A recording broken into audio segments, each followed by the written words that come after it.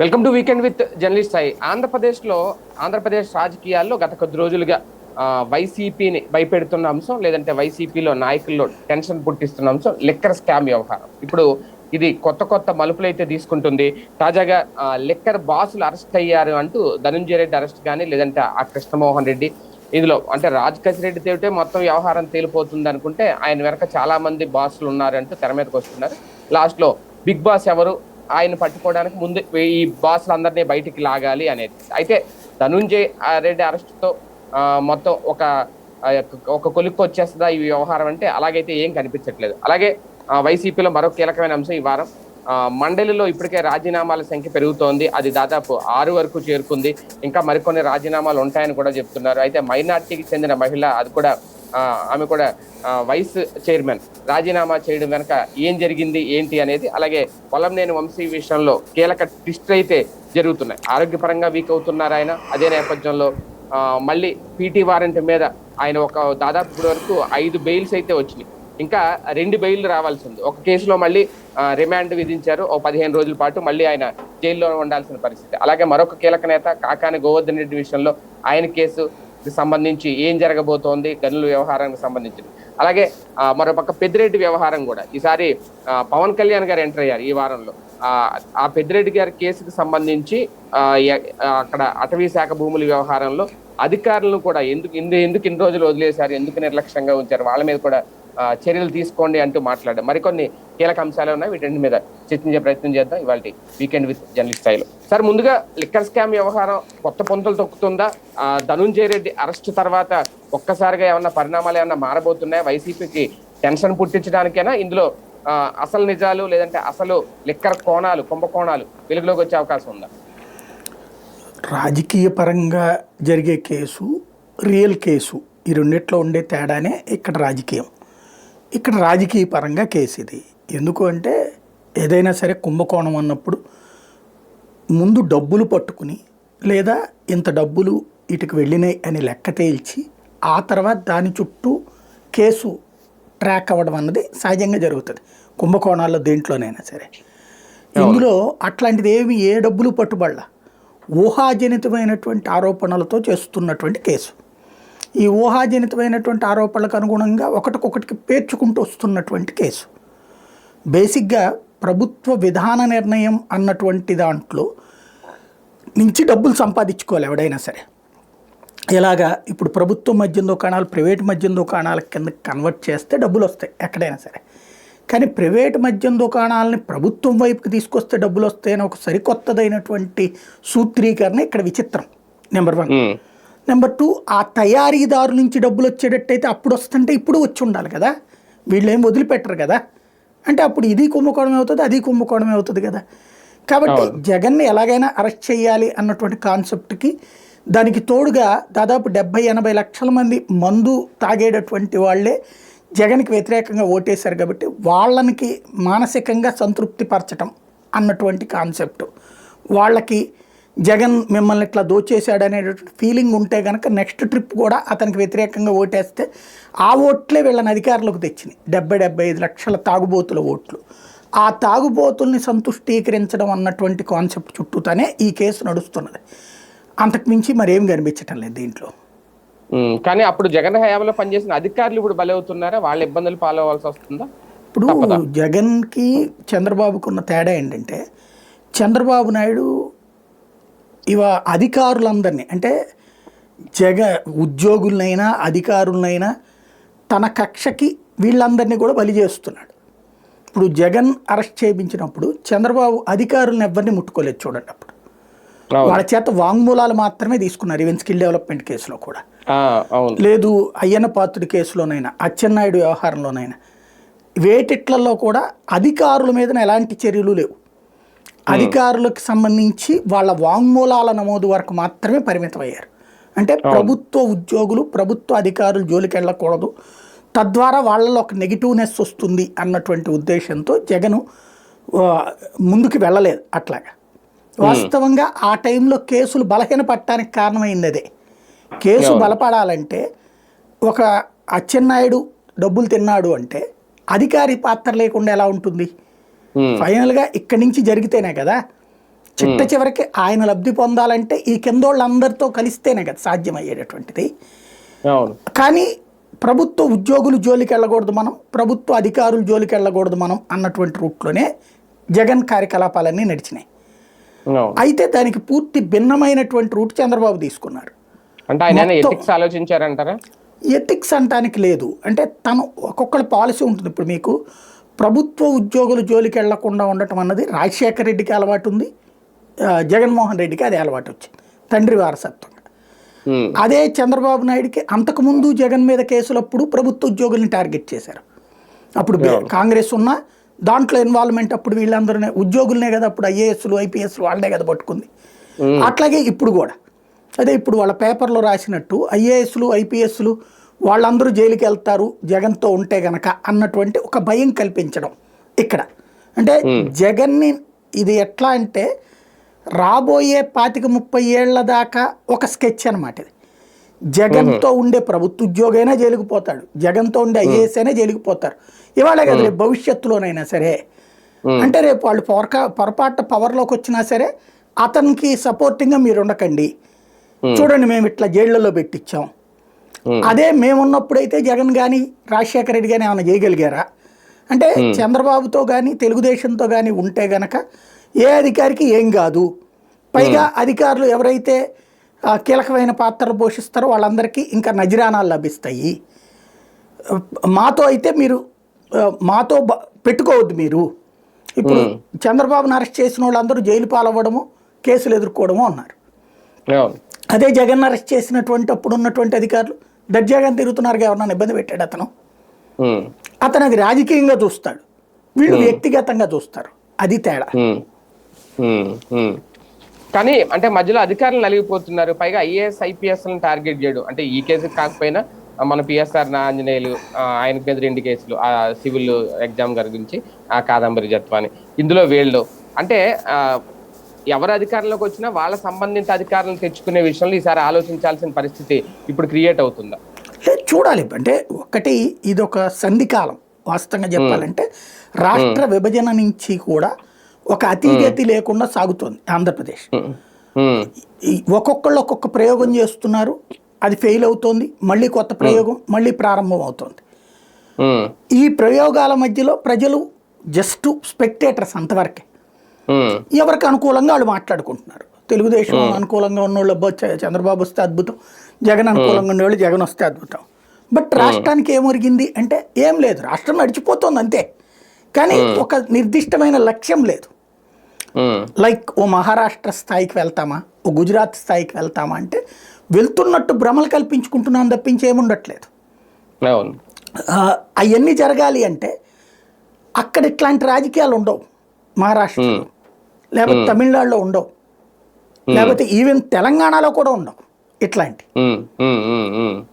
భారతదేశంలో ఏ రాష్ట్రంలో కూడా రాజకీయ కక్ష సాధింపుల కోసం వ్యవస్థల విచ్ఛిన్నం ఉండదు, వ్యాపారాల వేధింపులు ఉండవు. ఇప్పుడు వీళ్ళు అరెస్ట్ చేసినటువంటి వాళ్ళల్లో ఇదివరకు జగన్ టైంలో అరెస్ట్ చేసినటువంటి వాళ్ళు పెద్ద పెద్ద వ్యాపార పారిశ్రామికవేత్తలు.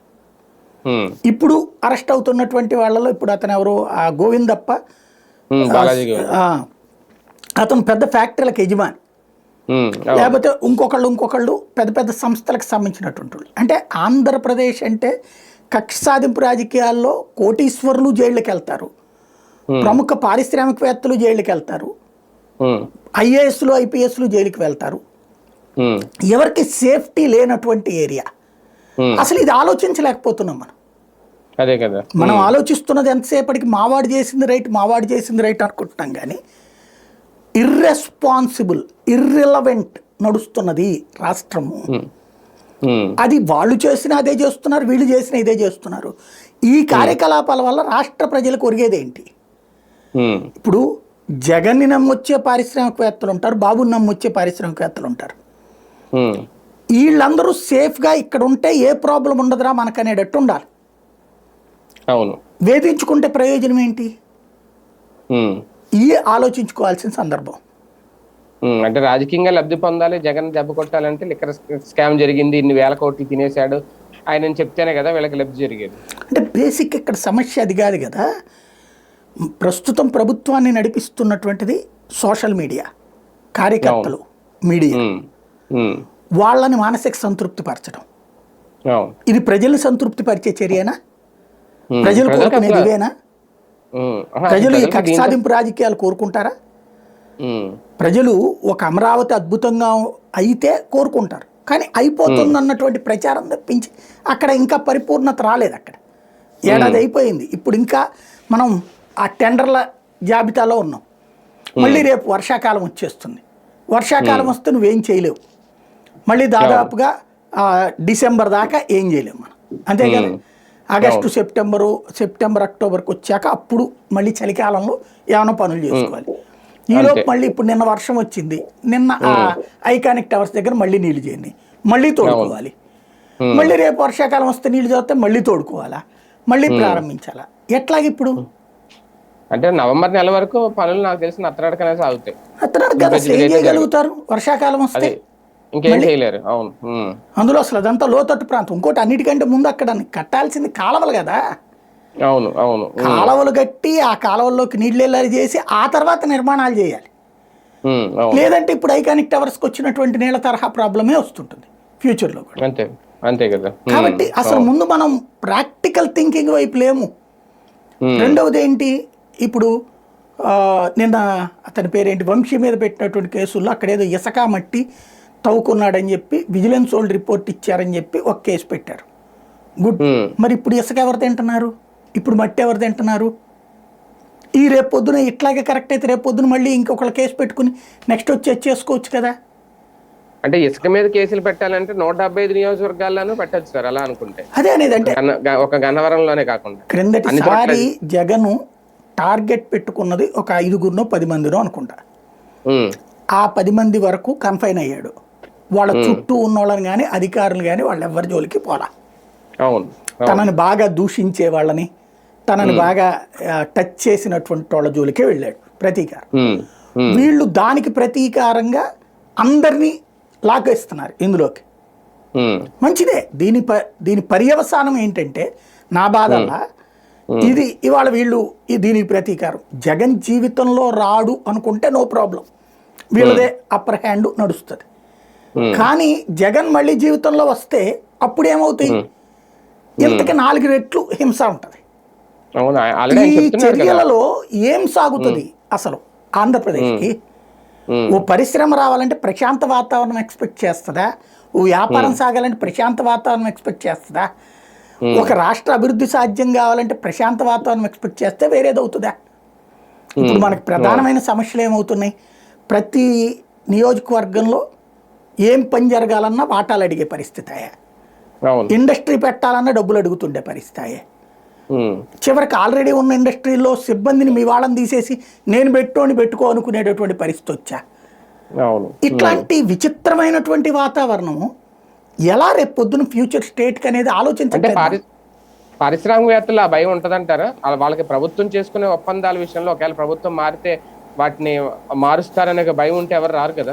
అదే కదా అంటుంది నేను. అదే కాదు, పెత్తనం పరిశ్రమ మీద పెత్తనం రాజకీయం ఉండకూడదు.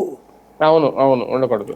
ఇప్పుడు మొన్న కొన్ని కంపెనీలు గొడవ అదే కదా. ఇప్పుడు కడప జిల్లాలో జమ్మలమడుగు కావచ్చు, లేకపోతే అక్కడ అనంతపురంలో కావచ్చు, శ్రీకాకుళంలో కావచ్చు, లేకపోతే ఆక్వా పరిశ్రమ దగ్గర కావచ్చు, ఏం జరుగుతున్నాయి ఇక్కడ? చివరికి ఇప్పుడు మొట్టమొదటిసారి ఏమైపోయిందంటే 100 కోట్లు 200 కోట్లు తెచ్చి ఎవడో పెట్టుబడి పెడతాడు.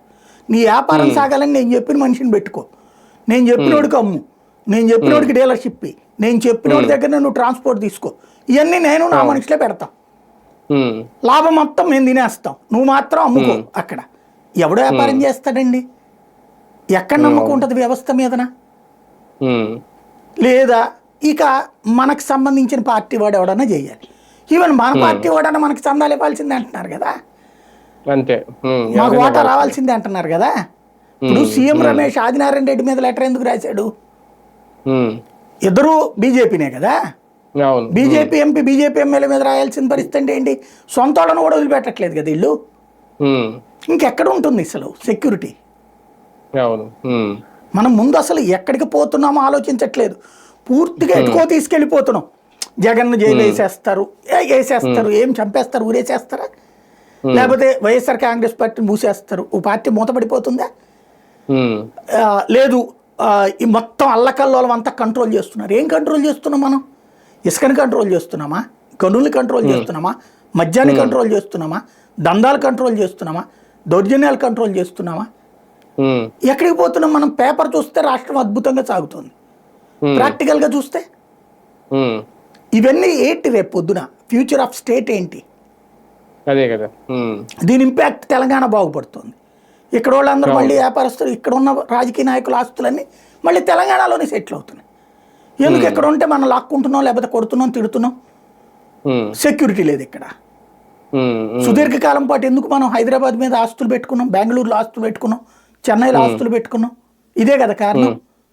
కానీ కంపెనీలు అయితే భారీగానే వస్తున్నాయి. మొన్న లోకేష్ గారు చెప్పింది 92 కంపెనీలతో ఎంఓఏలు కుదుర్చుకున్నాం, ఒప్పందాలు కుదుర్చుకున్నాం, అది రెడీ అయిపోతే మొత్తం ఉపాధి భారీగా, అంటే ముగ్గురిని చూసి వీళ్ళ ముగ్గురి ఐక్యత చూసి, ఆ బంధం చూసి మళ్ళీ ఎట్టి పరిస్థితుల్లో వేరే వాళ్ళకి ఛాన్స్ ఉండదు, వీళ్ళే వస్తారని ఆ నమ్మకం ఏమన్నా కుదిరి వస్తున్నారా పరిశ్రమలో ఇప్పుడు వచ్చి మరి?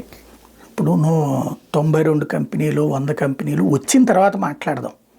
ఇదివరకు 20 లక్షల కోట్ల పెట్టుబడులు తీసుకుని వచ్చారు, ఈయన 14 లక్షల కోట్లు తీసుకుని వచ్చేసారు. ప్రస్తుతానికి రావాలని కోరుకుందాం.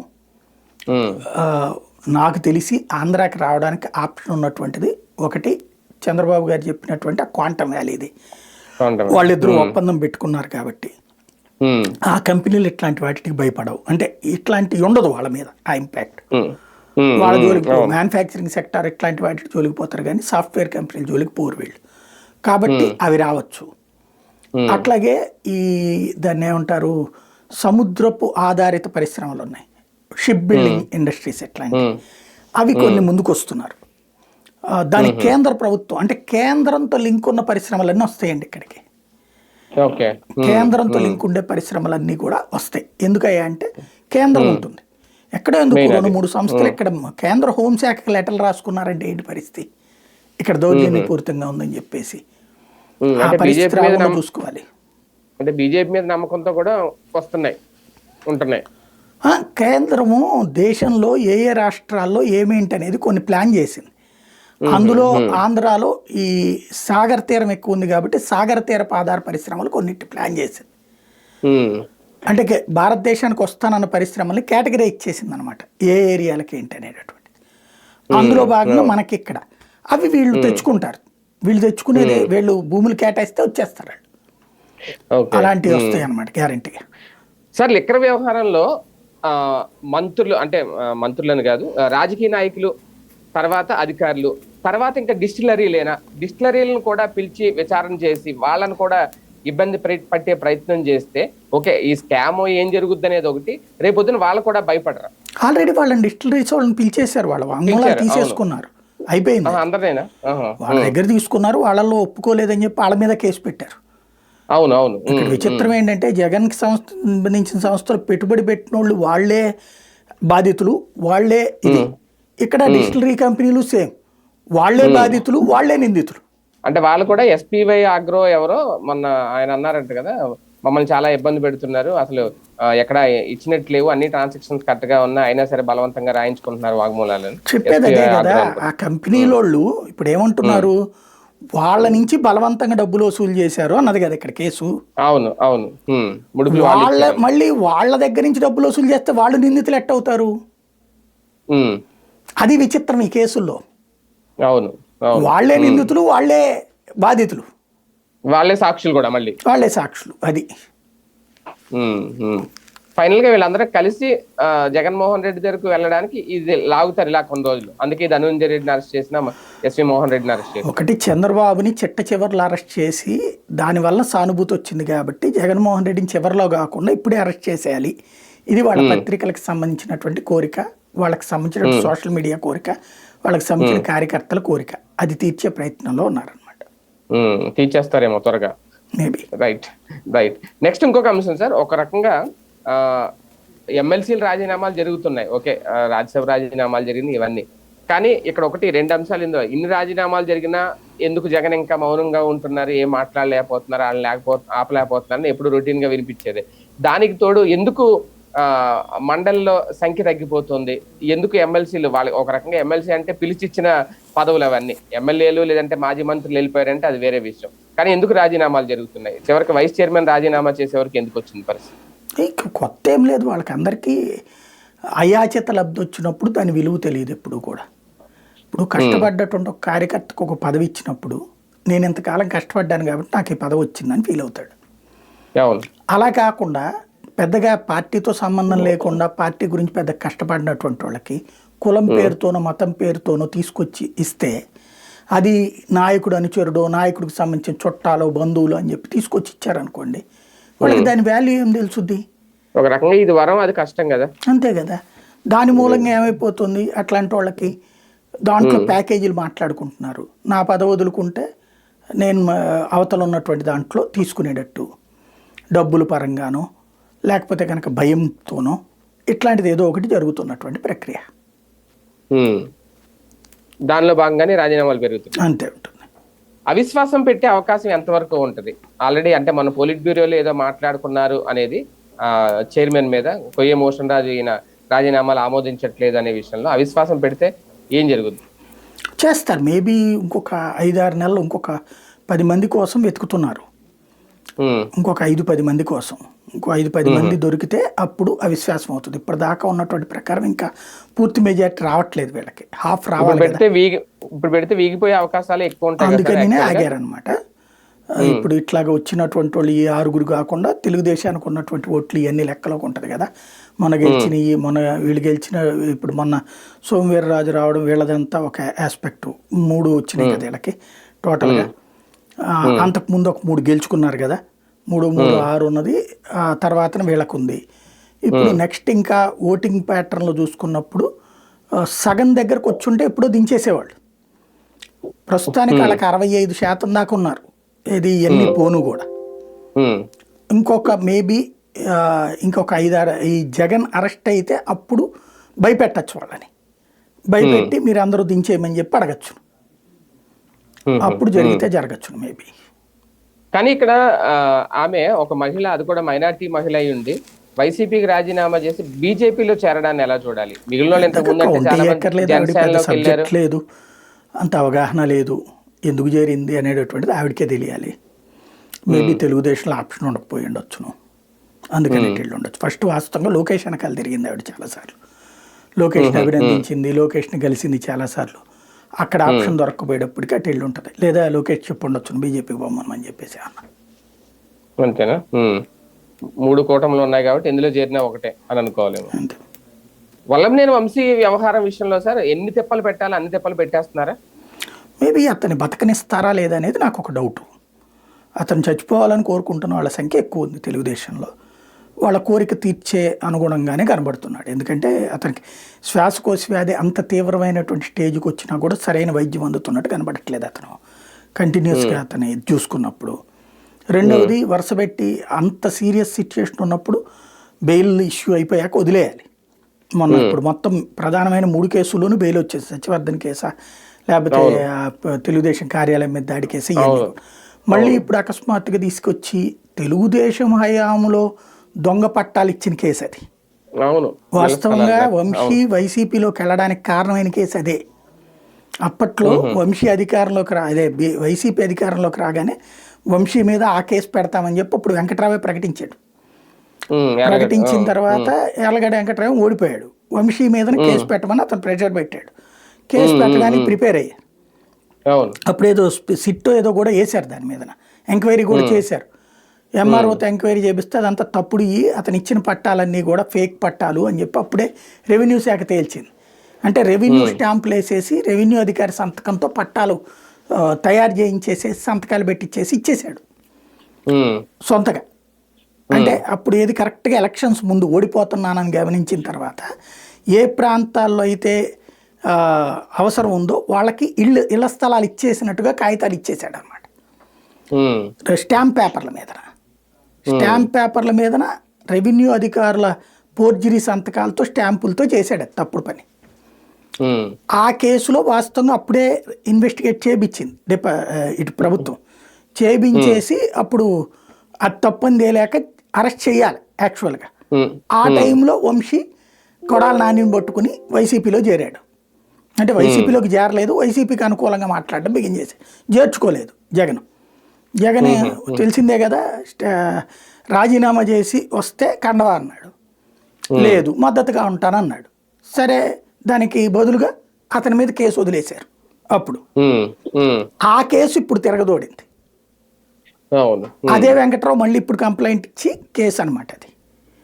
కాబట్టి ఆ కేసు ఇప్పుడు తెచ్చారు. అది తెలుగుదేశం టైంలో ఇచ్చిన ఇవి అయ్యి, అది విచిత్రం ఇక్కడ.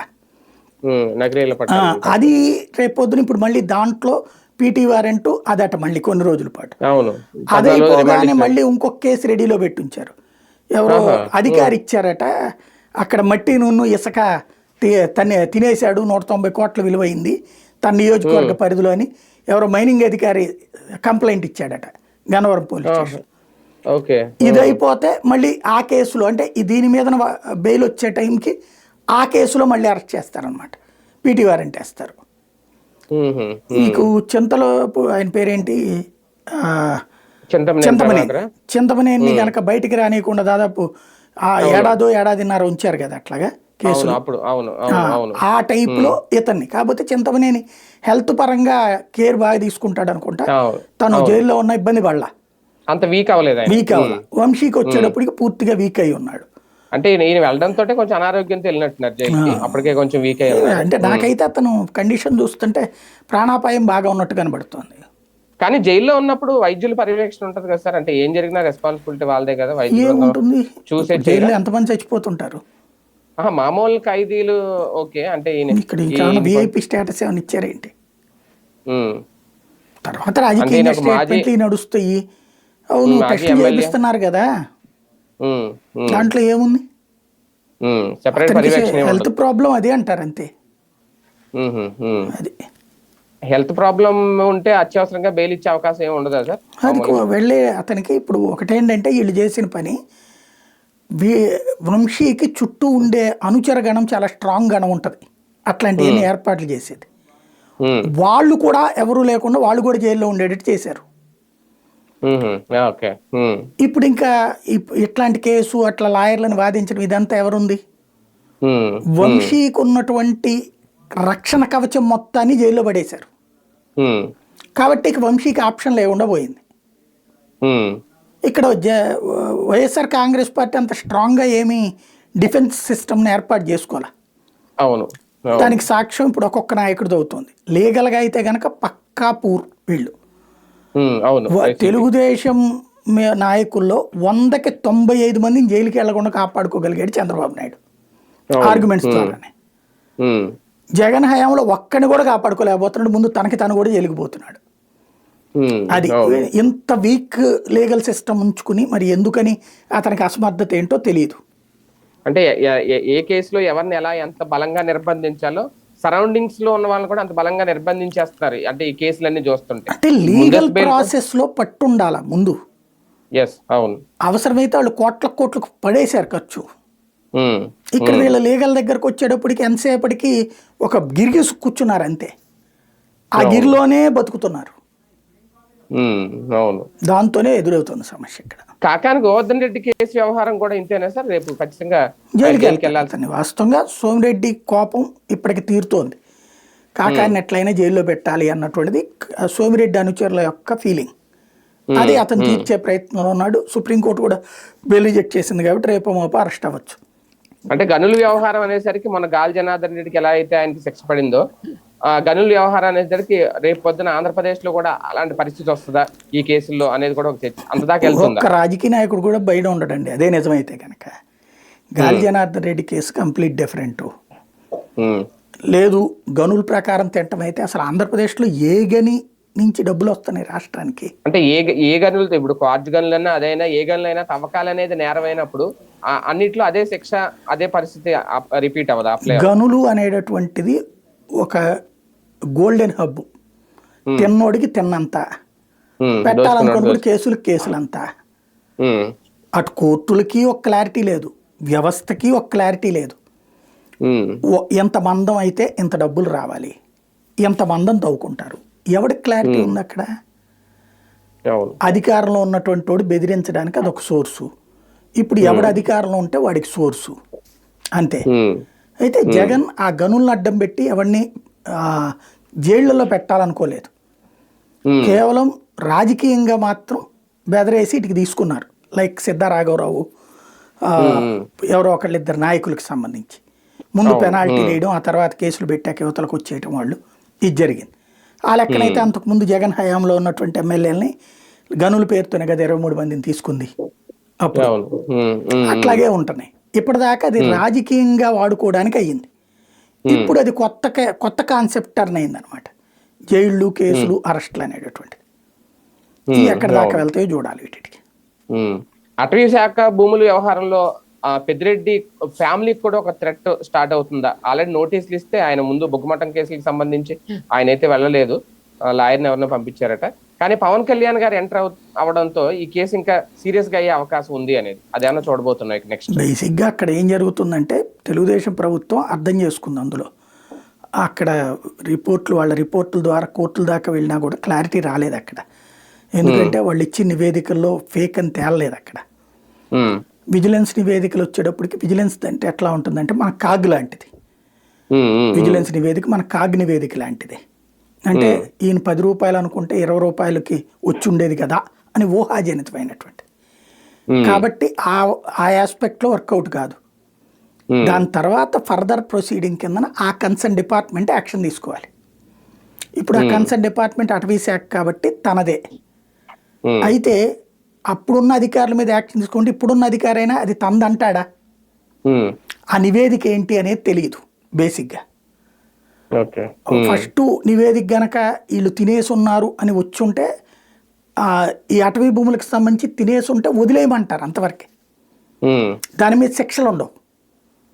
ఎందుకంటే ఇప్పుడు ఆంధ్రప్రదేశ్లో చుట్టూతో ఉన్న అటవీ ప్రాంతాల్లో ఇళ్ళు కట్టుకున్నాయి కానీ, లేకపోతే పెద్ద పెద్ద బిల్డింగ్లు కట్టుకున్నాయి కానీ, ఇవన్నీ అటవీ భూములే కదా. ఇప్పుడు ఏనుగులు ఓళ్లలోకి వస్తున్నాయి, పులులు ఓళ్లలోకి వస్తున్నాయి అంటారు. ఎందుకు వస్తాయి? అవి అడవిలోనే ఉన్నాయి, మనం వెళ్ళాం అడవి లోపలికి. రాష్ట్రంలో ఉన్న అటవీ ప్రాంతాలన్నిట్లలో కూడా జనావాసాలు ఉండిపోయినాయి. అక్కడ వ్యవసాయాలు కూడా చేసుకుంటుంటారు. చెరుకు తినేసింది, లేకపోతే ఆ పొలాలకు తొక్కేసినాయి ఏనుగులు, అవి వచ్చి మన జనాల దగ్గరికి వచ్చినాయా? మనం వెళ్ళి దాని దగ్గరికి వెళ్ళి అడవిలో తీసుకున్నామా? అవన్నీ అక్రమే కదా బేసిక్ అయితే.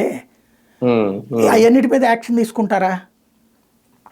ఇప్పుడు పెద్దిరెడ్డి అక్కడ తిన్నాడు లోపల, పెద్దిరెడ్డి వ్యవహారం కాబట్టి కాబట్టి అది ఉంటే గనక ఖచ్చితంగా యాక్షన్ తీసుకోవచ్చు. పవన్ కళ్యాణ్ చెప్పాడు కాబట్టి దాంట్లో యాక్షన్ తీసుకోవడానికి అవకాశం ఉంటుంది. అయితే కన్సర్న్ ఇప్పుడు అటవీ శాఖ దాన్ని ధృవీకరించాలి. అయితే మళ్ళీ దీంట్లో రివ్యూస్ ఉంటాయి, రివ్యూస్ ఉంటాయి, చాలా ఉంటాయి. లీగల్గా చాలా ఫైట్ ఉంటుంది ఇందులో.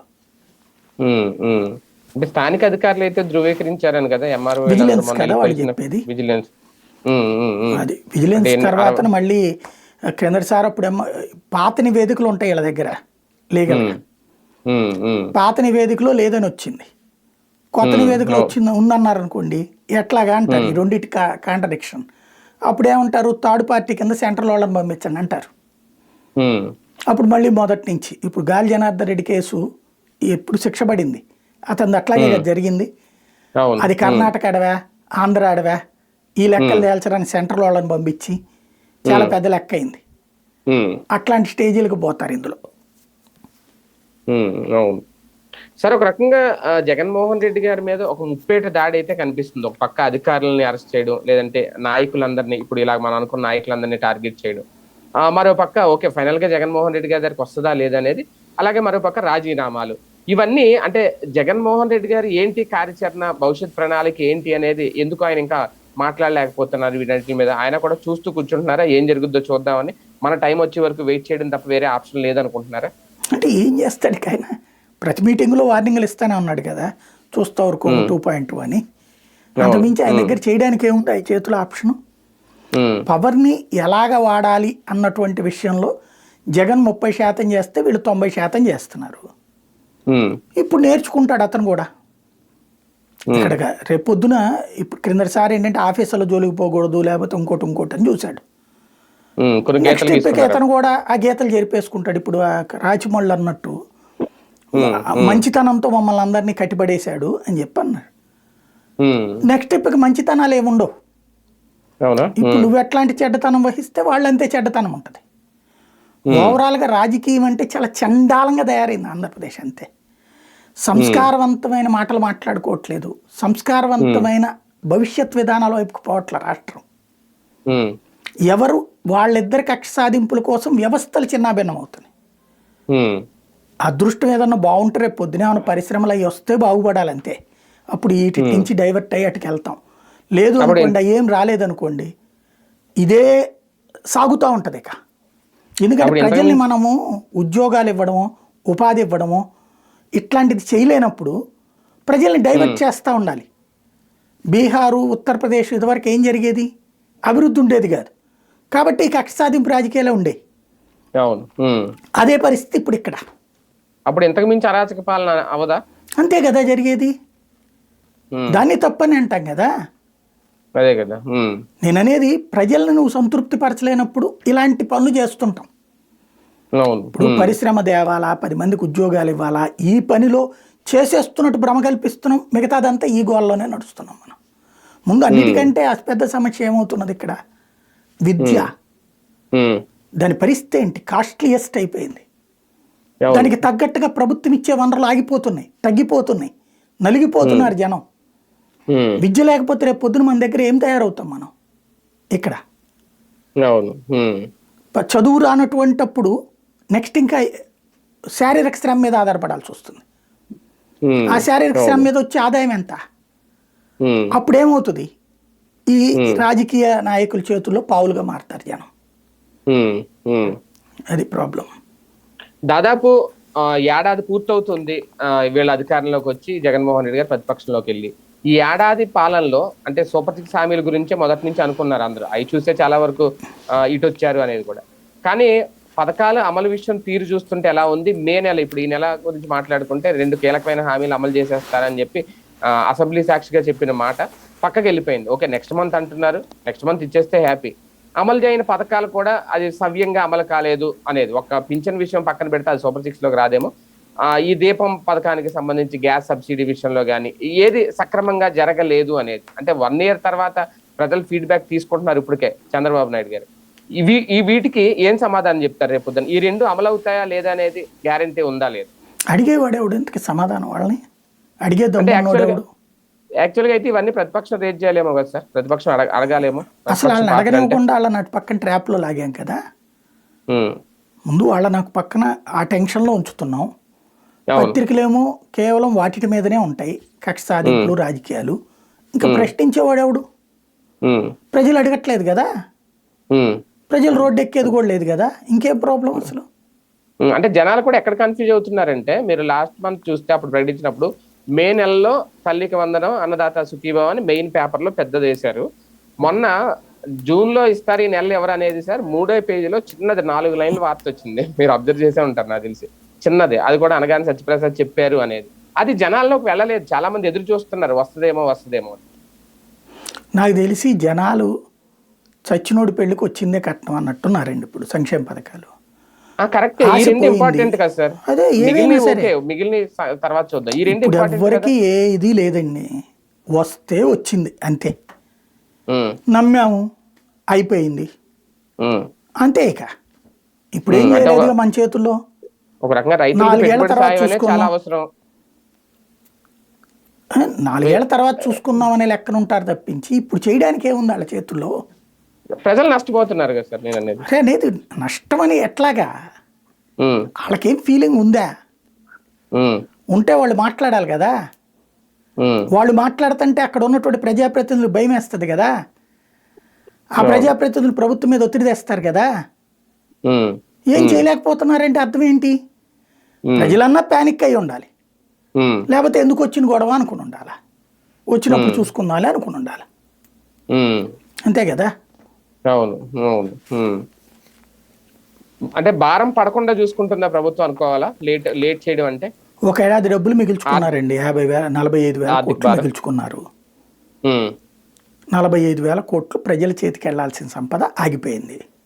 ఇప్పుడు ఇక్కడ వీటిట్లో వీళ్ళకి అర్థం కానిది ఏంటంటే ఇప్పుడు అంతా సరే మన పత్రికలు రాస్తాయి, క్రిందటిసారి కూడా అద్భుతం అద్భుతం ఎదురోళ్ళందరూ అనర్థం అనర్థం అంటూనే రాశారు 5 ఏళ్ళు కూడా. బట్ 5 ఏళ్ల తర్వాత కదా తెలిసింది పబ్లిక్కి ఇది రిజల్ట్. వీళ్ళు ఇప్పుడు సేమ్ అదే ట్రావెల్ అవుతున్నారు, అంతకు మించి ట్రావెల్ అవుతున్నారు. అప్పుడు ఇంకా ప్రతిపక్షాన్ని ఇంత దారుణంగా లేదు, ఇప్పుడు ప్రతిపక్షాన్ని ఇంత దారుణంగా చేస్తున్నటువంటి పరిస్థితి. వెరీ సింపుల్ లాజిక్ ఏంటంటే జనం చేతిలో డబ్బులు లేకపోతే జనాలు చదువుకోవడానికి ఇబ్బంది పడతారు, వైద్యానికి ఇబ్బంది పడుతున్నారు. ఇవి రెండు ఒక ఎత్తు అయితే రైతుకి ఇబ్బంది, నిత్యావసర వస్తువులు ఇదేదాన్ని ఏమంటారు గిట్టుబాటు ధర లేక చాలా తిప్పలు పడుతున్నారా. అవన్నీ ఎప్పటికప్పుడు రోజు బాబు గారు ఈ మాట ఇచ్చారు, ఈ స్టేట్మెంట్ ఇచ్చారు అన్నది పెద్దది 4 కాలమ్స్ వార్త రాస్తున్నారు. ఏమీ జరగట్లేదన్న రైతు బాధలేమో లోకల్ సిటీ ఎడిషన్లో వేస్తున్నారు. మిర్చి రైతు బాధ ఎదురు తిరిగాడు, లేకపోతే ధాన్యం రైతు రోడ్డు ఎక్కాడు, లేకపోతే ఆక్వా రైతు కోప్పడ్డాడు, క్రాప్ హాలిడే ప్రకటించాడు అనేది లోకల్ ఎడిషన్స్లో వేస్తున్నారు. ప్రస్తుతం మీడియా ద్వారా మాప్ చేస్తున్నారు. ఎన్ని రోజుల పాటు చేస్తారు ఇది, ఎన్ని సంవత్సరాల పాటు చేస్తారు, ఇది నెంబర్ 1. నెంబర్ 2 ఏంటంటే ఎప్పుడైతే మనీ ఫ్లోటింగ్ లేదో, వ్యాపారాలు లేవు. ఒక్కసారి వ్యాపారస్తులను కనుక్కోండి, ఇదివరకు నెలకి ఎంత వ్యాపారం జరిగేది రొటేషన్, ఇప్పుడు ఎంత వ్యాపారం జరుగుతోంది. కర్రీ పాయింట్ దగ్గర నుంచి, కూల్ డ్రింక్ పాయింట్ల దగ్గర నుంచి, హోటల్స్ దగ్గర నుంచి, బట్టల కొట్ల దగ్గర నుంచి, స్టీల్ షాపుల దగ్గర నుంచి, బంగారపు కొట్ల దగ్గర నుంచి, రియల్ ఎస్టేట్ వాడిని కనుక్కొని పోని ఎక్కడో ఎందుకు 5,500 కోట్ల రూపాయల ఆదాయం తగ్గింది అన్నటువంటిది మన కాగ్ లెక్కలు తెలుతున్నాయి కదా. అవునవును కరెక్టే. మళ్ళీ దాన్ని పేపర్లు అబ్బెబ్బే సాక్షోడు తప్పుడు రాశాడని ఇలా పేపర్లో రాసుకోవడం తప్పించి కొంచెం చెప్పు నువ్వు రియల్ ఎస్టేట్ యాడ్ నుంచి పెరిగిందో డబ్బులు.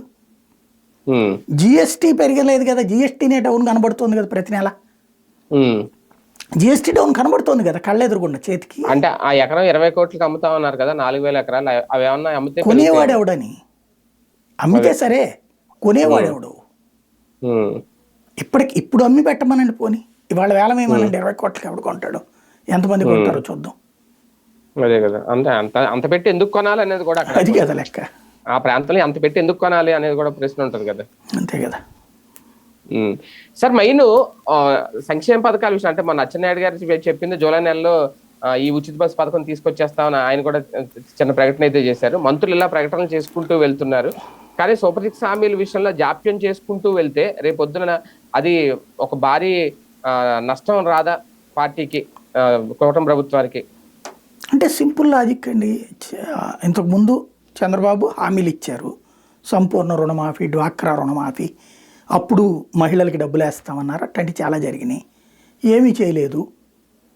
దానికి తర్వాత జగన్మోహన్ రెడ్డికి వేశారు ఓట్లు. అప్పుడు ఆ కోపంతోనే జగన్మోహన్ రెడ్డి వచ్చిన తర్వాత అన్నీ ఇచ్చాడు కదా నవరత్నాలు, ఇచ్చినటువంటి వాడు ఓడిపోయాడు కదా, 11 సీట్లకే పరిమితం చేశారు కదా. అప్పుడు ఇంకా వీళ్ళకి ఇవ్వాలన్న రూల్ ఏంటి, ఇస్తే ఓటైనప్పుడు ముంచేసినప్పుడు అన్నీ తీసుకోనోడు ఎవడు లేడు కదా, ఇంక్లూడింగ్ ప్రతిపక్షాల వాళ్ళకి సంబంధించిన జనం కూడా తిన్నారు కదా. జగన్కి మేము ఓటేయలేదు కానీ మాకు ఈ పథకం ఇచ్చాడని వాళ్ళే చెప్పారు కదా. తెలుగుదేశం అయినా జనసేన అయినా లేదని ఆ పార్టీ ఏం చెప్పి ఎవరికన్నా పథకం ఆపాడు అతను. అందరికి ఇచ్చిన తర్వాత కూడా ఓడగొట్టాక అదే చంద్రబాబు ధైర్యం. మనం పేపర్లు మేనేజ్ చేసుకుంటే, టీవీలను మేనేజ్ చేసుకుంటే చాలు. ఎలక్షన్స్ అప్పుడు మళ్ళీ ఈ కాన్సెప్ట్ తీసుకుని వస్తాడు జగన్, దాంట్లో తింటాడు దీంట్లో తింటాడు, జనాల రాష్ట్రం అంతా నాశనం చేసేస్తాడు డబ్బులు ఇచ్చేసి అని. మళ్ళీ మేధావులు ముందుకు వస్తారు, డబ్బులు ఇచ్చేస్తే నాశనం అయిపోతుంది రాష్ట్రం అనేసి. ఇప్పుడు డబ్బులు ఇవ్వకపోవడం వల్ల రాష్ట్రం బాగుపడింది అనేటటువంటి ప్రచారం తెస్తారు. మేబీ అది జరగచ్చు మళ్ళీ. అంటే P4 లాంటి పథకాలతోటే ఇంకా సంక్షేమం దిశగా అభివృద్ధి చేయాలని అనుకుంటున్నారా? P4 పథకం అంటే ఏంటో ఇప్పటికీ వాళ్ళకే తెలియట్లేదు.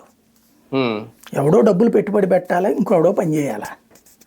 ఇప్పుడు పంచాయతీ కార్యదర్శికి టార్గెట్ ఇచ్చారంట కదా, ఒక్కో పంచాయతీలో మినిమం 2 మార్గదర్శులు ఏం చేయాలో అర్థం కావట్లేదు వాళ్ళకి కూడా అంటున్నా. ఇప్పుడు నేను ఫ్రీగా అయితే డబ్బులు ఇయ్యా కదా, అవును, పని చేసే 10 మందిని బొట్టరో నేను వ్యాపారానికి పెట్టుబడి పెడతా. అప్పుడు నేను వ్యాపారస్తుని అవుతాను కానీ సేవకుడిని ఎట్ట అవుతాను, దానం చేసిన వాడిని ఎట్ట అవుతాను. దానం అంటే ఏంటి, ఓ 10 లక్షలు ఇస్తాను నువ్వు బతకరా అంటాం. ఎవడిస్తాడు, ఎందుకు ఇస్తాడు 10 లక్షలు ఫ్రీగా? ఉమ్, ఎందుకు ఇవ్వాలి ఎవడైనా అవును. సరే? ఉమ్, ఉమ్, పోనీ అవతలోడు ఏం బాగుపడుతున్నాడు అని 10 లక్షల రూపాయలు తీసుకుని. ఉమ్, ఇక్కడ కన్ఫ్యూజన్ ఉంది. ఏదో ఈ ఇష్యూ నుంచి డైవర్ట్ కావడానికి మిమ్మల్ని అందరినీ కోటీశ్వరం చేయడానికి అనేటటువంటి మాట మాట్లాడుతూ ఉంటారు. అట్లాగా నడుస్తూ ఉంటుంది. ఐఏఎస్ అధికారులని ప్రజల్లోకి పంపించి ఒక ఫీడ్బ్యాక్ తీసుకోవాలనుకుంటున్నారా ఈ నెలలో? అందుకేనా రాజకీయ నాయకులకు పల్లెబాట వెళ్ళడానికి ధైర్యం కార్యక్రమం? చాలక వాళ్ళని పంపిస్తున్నారు అనమాట అంతే. ఉమ్, రాజకీయ నాయకులు కదా వెళ్ళి పల్లెని ఎదురు చేయాల్సింది. అవును, పల్లెబాట చేయాలి, రాజకీయ నాయకులు చేయాలి, ప్రజలకు హామీలు ఎమ్మెల్యేలు చేయాలి. ఇచ్చింది ఎవరు? ఉమ్, ప్రభుత్వం. అవును. అధికార కూటమి ఎమ్మెల్యేలు అందరూ వెళ్ళండి, ఉమ్, పల్లెల్లో నిద్ర చేయండి. ఉమ్, వాళ్ళని అడగండి, మీకు అన్నీ అందుతున్నాయి కదమ్మా, సంక్షేమం చాలా బాగున్నారు కదా, మీరు అందరూ ప్రశాంతంగా అడగండి. ఉమ్, మీకు ఇసుక చక్కగా అందుతోంది కదా, డబ్బులు ఫ్రీగానే ఇస్తున్నాం కదా, మీరు అందరూ ఇసుక ఫ్రీగానే తీసుకుంటున్నారు కదా, మట్టి ఫ్రీగానే తీసుకుంటున్నారు కదా, మీకు అందరికీ అన్ని సంక్షేమాలు బాగా అందుతున్నాయి కదా అని అడగండి. ఉమ్. వాళ్ళని పంపించకుండా పాపం కలెక్టర్లు వెళ్ళి ఏం చేస్తారు అక్కడ కూర్చుని? అంటే ఒకటి సార్, ఇప్పుడు ఆ స్థాయి అధికారులు వెళ్తున్నారు అంటే కొన్ని సమస్యలు స్పాట్ లో పరిష్కారం అవుతాయేమో. ఇదివరకు కూడా జరిగినాయి కదా ఇట్లాంటి. ఏం పరిష్కారం అవుతాయి? నాకు ఇది రోడ్డు కావాలా, రోడ్డు లేదు, కలెక్టర్ వేస్తాడా? ఉమ్, మళ్ళీ అది మున్సిపాలిటీ తీర్మానం చేయాలి, పంచాయతీ తీర్మానం చేయాలి, బడ్జెట్ రావాలి. ఉమ్, వాళ్ళ అధికారి ద్వారా ఏంటి పరిష్కారం వద్దు, సర్టిఫికెట్ ఇవ్వగలుగుతాడు, ఉమ్. అయ్యే కదా. లేదంటే ఒక రేషన్ కార్డు రాలేదనో, పింఛన్ రాలేదనో, మాది అయ్యి తీసేసారనో. మళ్ళీ ఇప్పుడు అవన్నీ కూడా గవర్నమెంట్ పాలసీ మీద ఆధారపడి ఉంటాయి. ఉమ్, ఇదివరకు అది కరెక్టు, అధికారులు రోడ్డెక్కితే వాళ్ళ వల్ల ఏమైనా ప్రయోజనం ఉంటుందని. ఇప్పుడు అధికారుల మీద పెత్తనం రాజకీయ ప్రభుత్వం కదా. మనం ఇప్పుడు ఉమ్, పొలిటికల్ గవర్నెన్స్ కదా. పొలిటికల్ గవర్నెన్స్లో ఫైనల్గా అధికారి చేతికి ఏ పవర్ లేకుండా చేశాం కదా. ఉమ్, ఇప్పుడు అధికారి కాగితం తీసుకొచ్చుకుని మళ్ళీ ఎమ్మెల్యేని బతిలాడుకోవాలా? అతను ఎందుకు బతిలాడతాడు? తన జీతం దానికి వస్తుంది, ఇదిగో ఈ ఫీడ్బ్యాక్ అని మొహాన్ పడేస్తాడు కాపీ. అంతే. ఏం చేసుకుంటారు అది? దానికి మళ్ళీ ఇదంతా కూడా చంద్రబాబు గారు సమీక్షిస్తారు, అధికారులు ఇచ్చిన ఫీడ్బ్యాక్ ఇదంతా. దాంట్లో కొన్నిసార్లు మందలిస్తాడు, మీ కలెక్టర్లయా, మీ ఐఏఎస్లకి బుర్ర లేదా, అది ఇది అని తిడతారు. చంద్రబాబు ఎదురుగుండా కుప్పిగంతులేస్తే కుదరదని తేల్చేశారంటూ జ్యోతిలో ఈనాడులో రాసుకొస్తారు. అంతకు మించి ఏముండదు ఈ కిట్లలో. ఇదంతా ఏంటంటే ఒక భ్రమలలో బ్రతకడం, అంతకు మించి ఏముండదు. ఇప్పుడు చేయాల్సింది ఏంటి నిజంగా అయితే, పబ్లిక్ దగ్గరికి వెళ్ళి, ఏమా మీకు ఏ సంక్షేమం అక్కర్లేదు కదా, ఇప్పటికే మీరు అందరూ హాయిగా బతికేస్తున్నారు కదా అని అడగగలుగుతారా? సూపర్ సిక్స్లు ఎందుకు మీకు? ఇంకా చంద్రబాబు గారు వచ్చిన దగ్గర నుంచి మీరు అందరూ రైతులందరూ బాగా సంపాదించుకుంటున్నారు కదా, మీ వ్యాపారాలన్నీ పండగ చేసుకుంటున్నారు కదా, మీ జీవితాలన్నీ సుఖ సంతోషాలతో ఉన్నాయి కదా, ఇంకా మీకు ఇవన్నీ ఆఫ్టర్ ఆల్ అవసరమా అని అడగగలరా? నాయకులు అయితే వెళ్ళలేరు.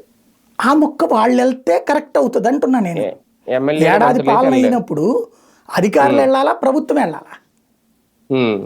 అవును, వాళ్ళు వెళ్తుంటే ఇప్పటికే తిరుగుబాటు వచ్చేస్తుంది, అడుగుతుంటే సమాధానం చెప్పలేని పరిస్థితి వస్తుంది అనేది కదా ఇప్పుడు. అందుకే కదా వీళ్ళని పంపించేది. సార్, ఒకటి ప్రపంచవ్యాప్తంగా ఒక రకంగా ఆపరేషన్ సింధూర్ భారతదేశం నుంచి ఎలాంటి సంకేతం ఇచ్చింది, దానివల్ల ఎలాంటి ప్రయోజనం కలిగింది? అంటే బేసిక్గా ఆపరేషన్ సింధూర్ అనేటటువంటి దాంట్లో సక్సెస్ ఏంటంటే, ఒక అణుదేశాన్ని 4 రోజుల్లో పడుకోబెట్టినటువంటి మరొక అణుదేశం అయింది. ఇంతవరకు ప్రపంచ చరిత్రలో అమెరికా లాంటి అగ్రరాజ్యం ఇంకో అణుదేశంతో గొడవ ఏం పెట్టుకుందని అసలు అది? ఇరాక్తో గొడవ పెట్టుకుంది, దాని ఒక్క దాంట్లోనే అది విజయం సాధించింది. ఆ తర్వాతన అది కూడా అసలు ఆ ఇరాక్ అణుదేశం కాదు అది. లేకపోతే క్యూబానో, వియత్నామో, ఆఫ్ఘనిస్తానో దాడులు చేసిన ఏది కూడా అణుదేశం కాదు, అమెరికా చేసింది. రష్యా ఉక్రెయిన్తో యుద్ధం చేస్తుంది, అణుదేశం కాదు అది. ఇదివరకు రష్యా ఆఫ్ఘనిస్తాన్తో యుద్ధం చేసింది, అది అణుదేశం కాదు.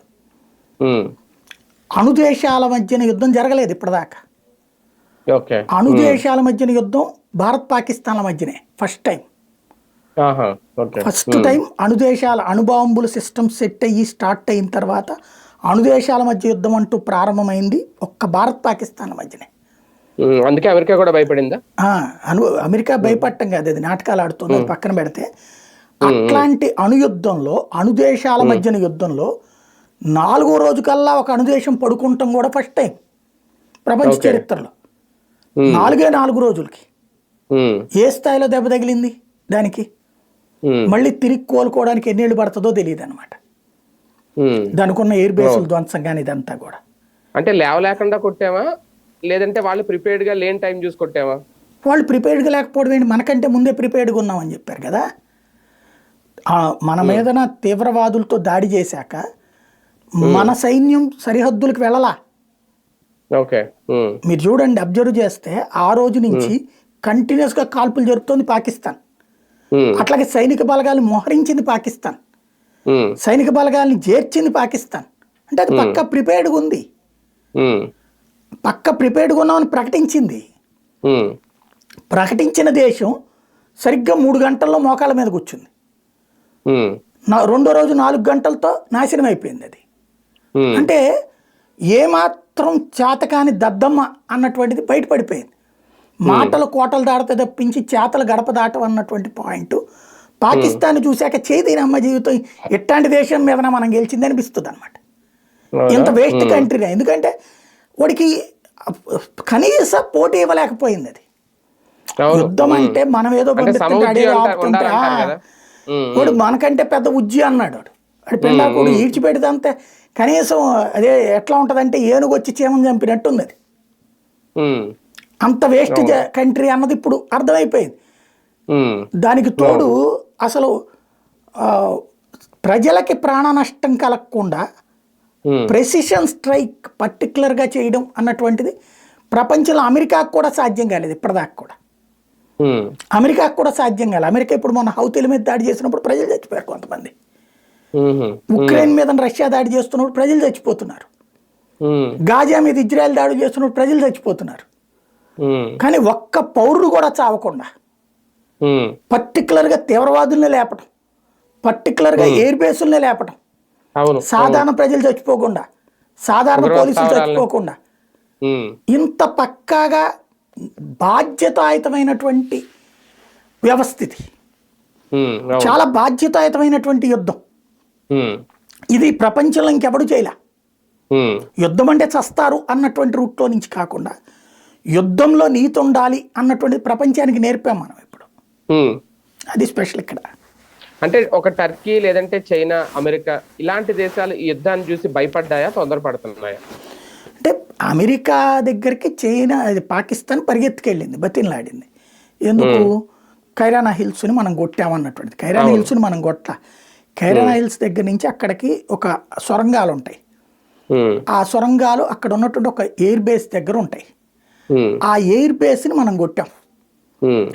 వాస్తవంగా F-16 యుద్ధ విమానాలు ఇవన్నీ కూడా ఉండేది అక్కడే. JF-17 F-16 యుద్ధ విమానాలు అవన్నీ అమెరికావి, చైనావి. ఆ ఉండే స్పాట్ను కొట్టాం మనం.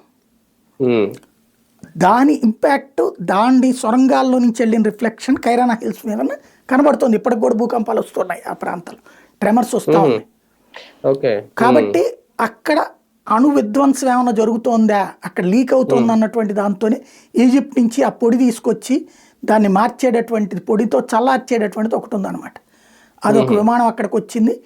దీన్ని డిటెక్ట్ చేసే అమెరికన్ విమానం అక్కడికి వచ్చింది. ఇది ఇదివరకు జపాన్కి సంబంధించి కానీ ఇది కానీ అణ్వస్త్రాలకు సంబంధించి లీకేజీలు ఉన్నప్పుడు టెస్ట్ చేసేటటువంటి విమానం అక్కడికి వచ్చింది. దాన్ని బట్టినే అర్థమైంది. అది చెప్పినే భారత్ని కంట్రోల్ చేసింది అన్నటువంటి విషయమే ప్రపంచం అంతా చెప్తుంది. ఆ వంకతో తప్పించుకుంది అది ఒక రకంగా పాకిస్తాన్. లేకపోతే ఇంకో 2 రోజులు బాధేమంటే సచ్చూరుకునేది అనమాట అది.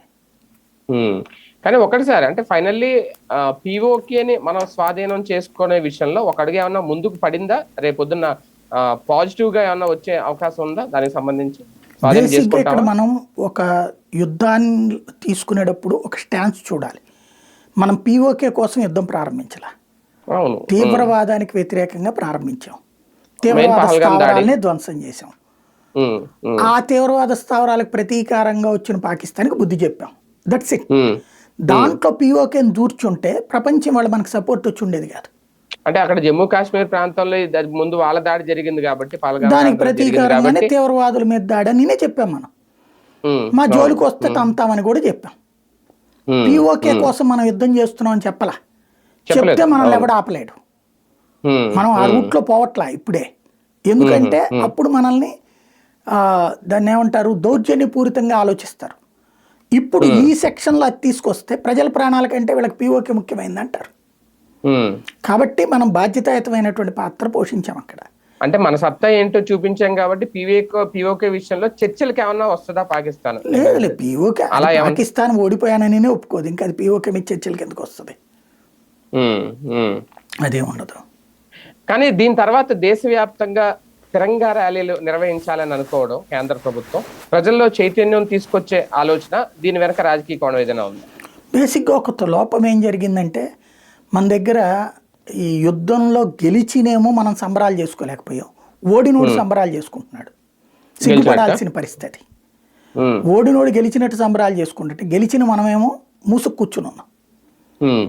ఆ కోణంలో అధికార పక్షం కాబట్టి విజయోత్సవ ర్యాలీలు చేయమని చెప్తోంది అనమాట. వాస్తవంగా క్రికెట్ మ్యాచ్లో గెలిస్తే సంబరాలు చేసుకున్న మనం వరల్డ్ కప్, భారత్ పాకిస్తాన్ని 2 రోజుల్లో నిలబెడితే సంబరాలు చేసుకోలేకపోయామంటే సిగ్గుపడాలి మనం. ఈ మీడియా, సోషల్ మీడియా ఇన్ఫ్లుయెన్స్ లో పడిపోయి ఆ దిక్కుమాలిన చర్చల్లోకి వెళ్ళిపోయి మనం అసలు సంతోషాన్ని ఎంజాయ్ చేయలేకపోయాం. అంటే మధ్యలో కొంతమంది పక్కదారి పట్టించే ప్రయత్నం కూడా చేశారేమో అని దీన్ని, అందుకే చేసుకోలేకపోయాం. అదే అనేది అంటే వాడెవడో పక్కదారి పట్టిస్తూ నువ్వు పక్కదారి పట్టే గడికి నీ దగ్గర విలువేముంది? అంటే మన వాళ్ళే కొంతమంది అన్న అత్యుత్సాహం ప్రదర్శించారనిపించిందా? ఈ కరాచీ బేకరీలు కూలగొట్టడం, లేదంటే టర్కీకి సంబంధించి ఆ టర్కీ కోళ్లు పెంచే వాళ్ళ మీద దాడులు చేయడం, ఇవన్నీ అంటే కొంచెం ఏదో అత్యుత్సాహం అనిపించిందా, అవసరమా? అసలు అయ్యి కాదు, దానికి దీనికి ఏం సంబంధం లేదు. బేసిక్ గా ట్రంప్ అనేవాడి కోతని వీళ్ళు వేరేగా తీసేసుకుని దాన్ని బేస్ చేసేసుకుని చర్చ అంతా దాని చుట్టూ జరిపారు. దాని మూలంగా ఇష్యూ డైవర్ట్ అయిపోయింది. ఇవన్నీ సిల్లీ థింగ్స్ లోకల్ గా జరిగేటటువంటి అత్యుత్సాహంగా వ్యవహారం అది. అదే అంటున్నాను, దానివల్ల జరిగిపోయింది. కానీ చైతన్యం అయితే వస్తుందా సార్ ఇప్పుడు దీంతో? తెలంగాణ పబ్లిక్ లో ఏ ఒక్కళ్ళు కూడా మనం ఓడిపోయామని ఎవడు అంటలేదు. కాకపోతే ఏంటంటే అందరూ కలిసి చేసుకోవాల్సిన సంబరం పార్టీల పరంగా చేసుకోవడమే బాధాకరం. ఇప్పుడు నిన్నందే 3 కలిశారు, మన ఉండాలి, ప్రతిపక్షం కూడా కలవాలి, లెక్క ప్రకారం కలవాలి. అవును, ఇది రాజకీయంగా చూడకూడదు ఒకటి, కానీ రాజకీయం అయిపోయిందా అనేది నేను అడిగేది. అదే నువ్వు చేయనప్పుడు ఏం చేయాలి? పిలిపిస్తే చేసేది ఏంటి చండాలంగా? క్రికెట్ పిలిపిస్తే చేస్తున్నారా? ఇండివిజువల్ గా చేయాలి, ఇండివిజువల్ గా రావాలి. రైట్ చూద్దాం. మొత్తానికి ఇప్పుడైతే ప్రపంచం అంతా ఇదే ఒక చర్చ. ఆపరేషన్ సింధూర్ తర్వాత భారతదేశం సత్తా అయితే చాటుకుంది అనేది, తర్వాత ఇంకా దాని పరిణామాలు ఎలా ఉంటాయి, పరిస్థితులు ఎలా ఉంటాయి అనేది ఆంధ్రప్రదేశ్ రాజకీయ వ్యవహారాల్లో కూడా ప్రస్తుతం ఒక టార్గెట్ అయితే నడుస్తుందా వైసీపీకి సంబంధించి, మొత్తం ఎక్కడికక్కడ మోకమ్మడగా ఇరికించి అసలు విషయాలు పక్కకి వెళ్ళిపోయేలాగా ఆంధ్రప్రదేశ్కి సంబంధించి సూపర్ 6 లాంటి పథకాల గురించి ప్రశ్నించకుండా చేసే రాజకీయాలు ఒక రకంగా ఈ ఏడాదిలోనే చాలా నేర్చుకుంటున్నారా జగన్మోహన్ రెడ్డి గారు తెలుగుదేశం పార్టీ నుంచి, లేదంటే చంద్రబాబు నాయుడు గారు ఆడుతున్న ఈ రాజకీయ ఆట గురించి? ఇక భవిష్యత్తులో ఎలా ఉంటుంది, ఇక 2.0 కోసం ఎదురు చూడమని చెప్పడమే తప్ప తర్వాత నిర్ణయాలు ఏమైనా ఉంటాయి? ఇవన్నీ వేచి చూడాల్సిన అంశాలు. ఇది ఇవాల్టి వీకెండ్ విత్ జర్నలిస్ట్ సాయి.